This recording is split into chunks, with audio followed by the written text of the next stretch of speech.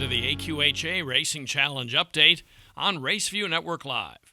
Coming up is the final group of regional qualifying races and the entire list of qualifiers across all 5 divisions for the Bank of America Challenge Championships.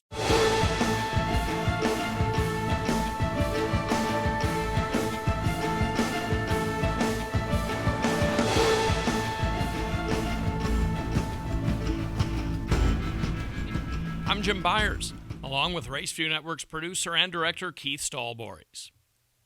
On this edition of the show, we'll take you to Will Rogers Downs, Lone Star Park, and Pocatello Downs for the final 7 regional qualifying races. They took place in 4 of the 5 divisions. Just a quick recap of the program. Since the spring, horses have squared off in multiple regions across 3 countries to set the fields for the Bank of America Challenge Championships. The Challenge Series is made up of 5 divisions, broken down by age, distance, and gender. Win a regional qualifier, and you gain a spot in the graded championship of that division. All the championships are October 24th at the Downs in Albuquerque, New Mexico. And let's begin with the John Deere Juvenile Division. These are 2-year-olds going 350 yards, and the final is a Grade 2. J.C. Wild King drew the outside post in the field of 10 for this challenge, and again teams with jockey Mario Delgado. They vie for the lead from the outside all the way here, but have to work hard to get past number 6, Just Good Enough. In the end, J.C. Wild King is up to beat Just Good Enough, with Charlina's Relentless a length back in third. Now trained by Fidencio Jimenez for owner and breeder Jose Cervantes, J.C. Wild King was the second fastest qualifier from 2 trials for this race.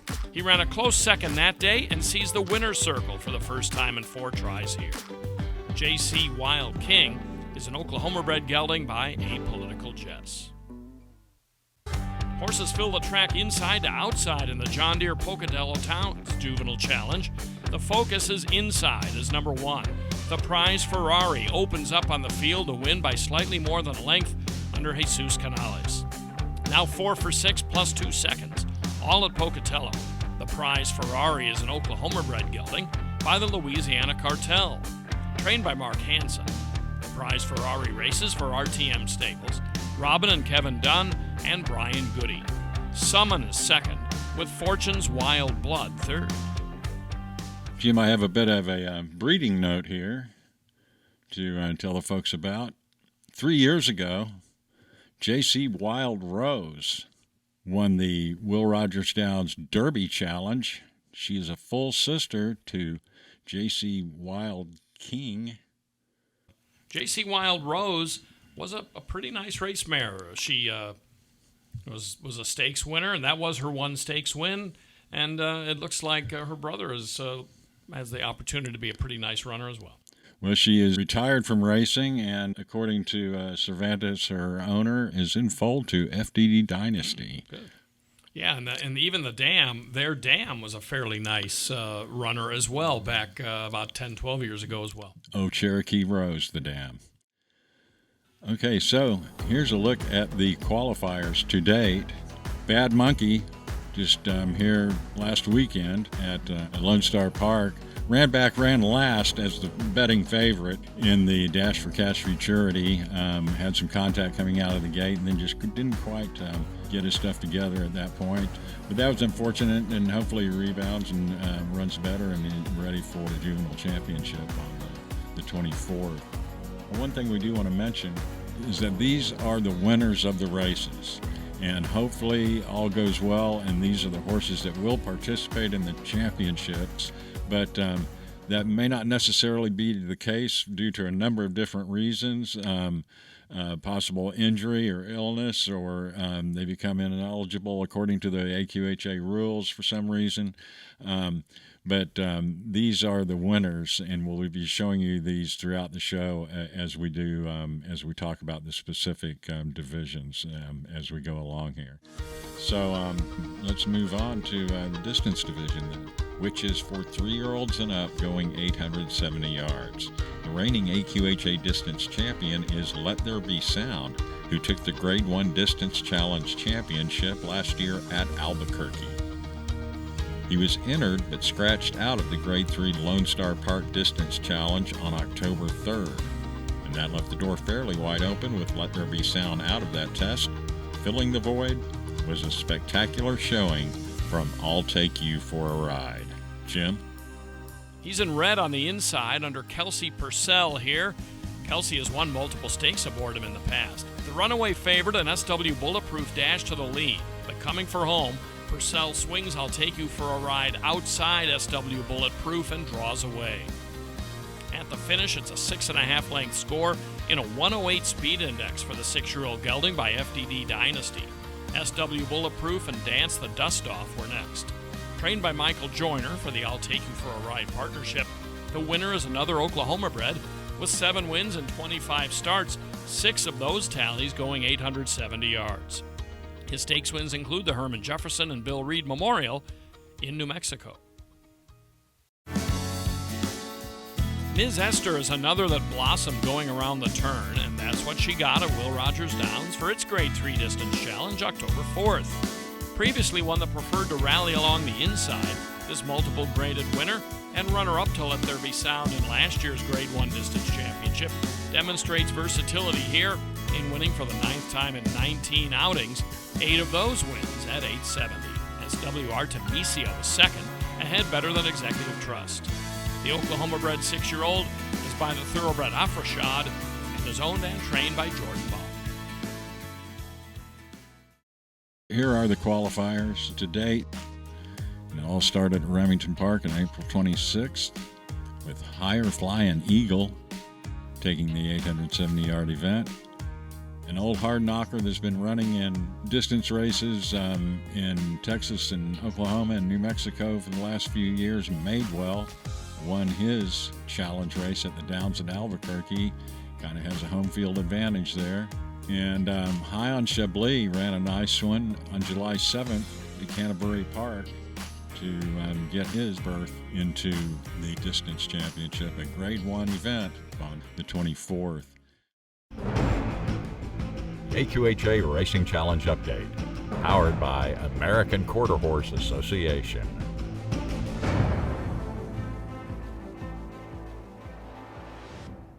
Hello, I'm Selena Molina, singer, actress, animal lover, and racehorse owner.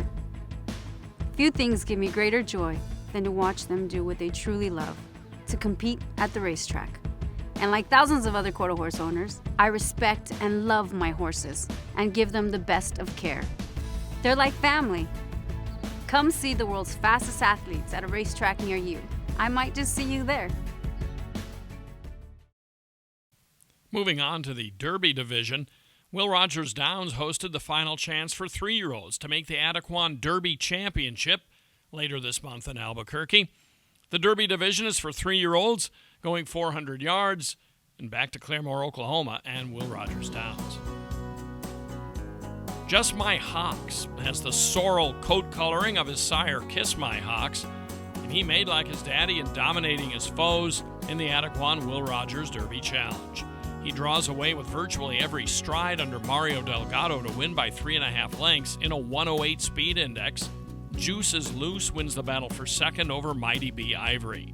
Bred and owned by Tom and Kathleen McNally, Just My Hawks is an Oklahoma-bred gelding with 6 wins from 11 starts. He's trained by Michelle Hurdle. A qualifier to the 2019 Black Gold Futurity, plus the 2020 Oklahoma and Heritage Place Derbies, Just My Hawks wins his first stakes event here. And here are all the qualifiers that won their challenge races, all beginning with Mr. Tornado at Los Alamitos.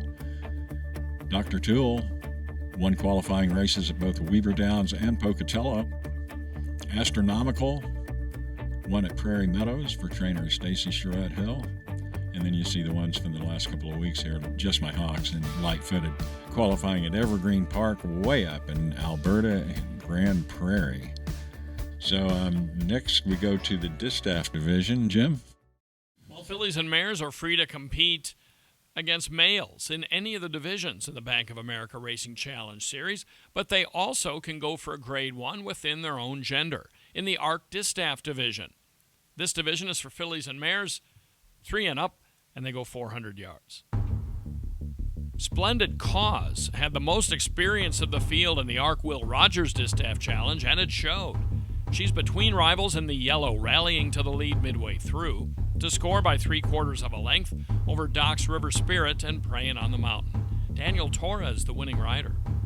Now an 8-time winner from 37 starts, the 5-year-old Oklahoma-bred mare races for Kelly Yother Equine LLC. Dee Keener trains this well-traveled daughter of apolitical Jess, who's primarily split her career between Remington Park and Los Alamitos, competing in multiple stakes at both locales. She's also won the Bells Stakes at Fair Meadows this summer in her lone try at that track. Back to Pocatello for its Distaff Challenge last month. Good finish here, as the 7 J.R. Prissy's Blood outduels the 6 Grade 3 winner Duck Dash and Go. Loco Ocho, already a qualifier to the ARC Distaff Championship, runs third. Trained by Riley Mooseman for his father Ron, J.R. Prissy's Blood is a Nevada-bred 3-year-old filly by Apolitical Blood, ridden by Jesus Valenzuela. 7 for 12 lifetime, racing mainly in the Intermountain region. J.R. Prissy's Blood has ventured to Southern California, where she took the Corona Chick Handicap at Los Al last fall. Here's a look at the Distaff Challenge winners.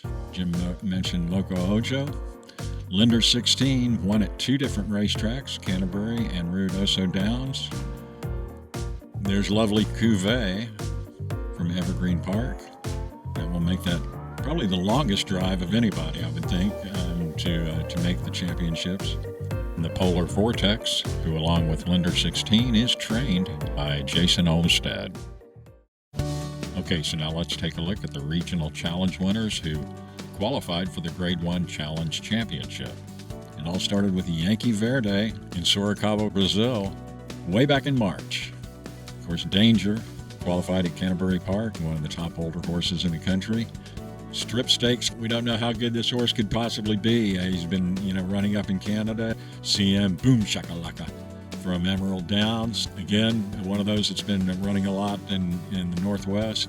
And if this group stays intact, it's going to be quite a competitive race and interesting to watch, don't you think, Jim? Oh, yeah. I think the championship division has really had sort of a revitalization this year, and I'm really looking forward to seeing it. Not that the race has ever lacked luster, but I think this year the field is deeper than it's been for the last several years. And, you take a look at a graded stakes winner from Remington like Shockingly Famous, who's gotten better as the races have gotten longer, and he's liable to be, a third or fourth wagering choice in this race, because when you take a look at some of the horses that have qualified for this championship, it's a pretty impressive list. And, you mentioned Strip Stake. I mean, he's a horse that has a couple of siblings that have been running at Lone Star Park, one in particular named Charcoal Broiler. They're California breds. They're produced by a mare that's been quite productive. And so, Strip Stake's a horse that ran a pretty competitive 5th in the championship last year. He'll be a long shot in Albuquerque later this month, but a deep and talented division, some really nice horses going 440 in that championship. Jim, we mentioned Danger a little earlier as really the front runner in the Challenge Championship. And but there's another one that's just as noteworthy, and that's Eagles Fly Higher. He's owned by Darling Farm and trained by Casey Black. He's had a great year, really, winning a Grade 1 and a Grade 2 at Remington this spring, and then ran second to Danger in the Grade 3 Canterbury Championship Challenge, and then earned his own berth to the championship by winning the Grade 2 Prairie Meadows Champ Challenge back in August. In his last race, the Albuquerque Fall Championship, another Grade 1, he finished second again to Danger. But that race on that track should be a benefit, really, once it's time for the Challenge Championship on October 24th. Yeah, it really should. And, that Distaff division's another race. It produced a tremendous race last year, and I think with Linder 16, who recently had a race at Lone Star Park against a really tough group of allowance horses, and she didn't win that race, but I think she's coming into that race strong. And as we've talked about tonight, there's some late qualifiers to some of these other divisions that are quite good. So should be a good night in Albuquerque. And RaceView Network will be on hand to cover the races, recap them afterward. But most importantly, that championships preview coming up is our next edition of the show. That'll wrap it up for this edition of the AQHA Racing Challenge Update. For Keith Stallbories, I'm Jim Byers. Thanks a lot for watching. Be sure to like us on Facebook and be aware of when that championships preview drops. It'll be coming up shortly. Once again, championship night is October 24th for the second straight year at the Downs at Albuquerque. For Keith Stallbories, I'm Jim Byers. Thanks again for watching, and look for us next time here on the AQHA Racing Challenge Update.